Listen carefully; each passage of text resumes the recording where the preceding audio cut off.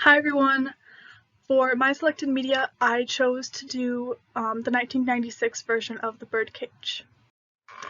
So, The Birdcage, as I said, was released in 1996, and it was directed by Mike Nichols.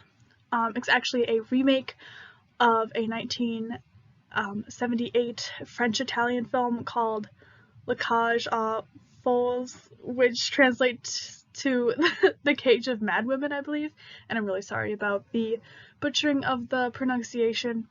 But that movie is actually a film adaptation of the 1973 play of the same name.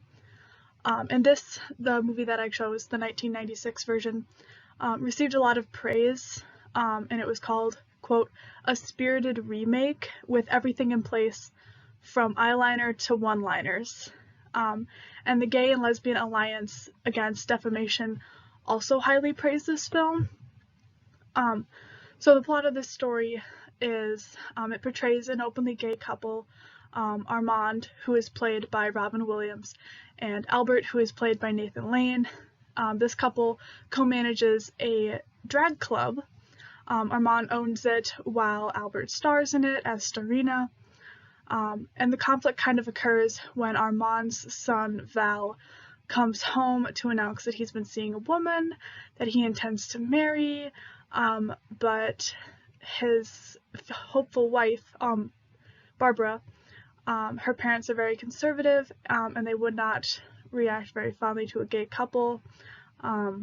So this kind of ensues a major redesign of their clothing, of Armand and Albert's clothing and the decorations in their house, and their overall mannerisms and way of speak, in order to convince the future in-laws that her fiance's parents are straight. I think you can kind of see where the problems are coming at here. Yeah. I chose this movie because it was really my first exposure to gay relationships. As a child, my mom didn't really know anybody personally that she could introduce me to and kind of introduce me to the subject. And I didn't really know anybody who was openly gay until I went into high school, and I had some friends come out to me and just tell me what their sexual orientation was. Another reason I chose this movie is because my mom and I are both very fond of Robin Williams, and this was kind of my also introduction to him, and then kind of leading into his career. So we watched this movie quite a bit when I was younger, but as I was rewatching it to do this project, I realized there's a lot of things that I didn't understand when I was a child. And one of the big things that I didn't understand that I really understand now, or understand better now, was Albert and Starina. Because I kind of knew what dressing in drag was, but I didn't really realize that Starina was more than just a performance to Albert. Starina was kind of a true display of his identity. Like, he identifies partly, if not all, as a woman. And there's part of the movie where Armand, his significant other, does not acknowledge that. And that just didn't make sense to me, because as a kid I thought it was just a performance, but now I realize that that's actually really hurtful to Albert. I also remember trying to rationalize why Armand and Albert were hiding their gayness, like that it wasn't a bad thing, because they were doing it out of love, and they were doing it for their son so he could get married, which were true. They were doing it for their son, but it didn't really click how bad that was. And as I watched this as an adult, being more educated on the subject, Val really irritates me because he kind of just comes in and asks the two people that raised him to be completely different people to impress his soon-to-be wife's parents. And that's just really irritating to me. So this movie irritates me a little bit more than it used to, but I just love Robin Williams, so I'll probably keep watching it.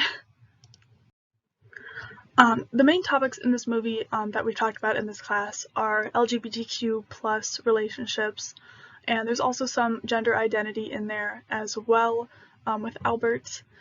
There are also a lot of gay tropes in this movie that I'm sure you all will see, And personally, I feel like there's some exoticism as well, although it's not on a female character.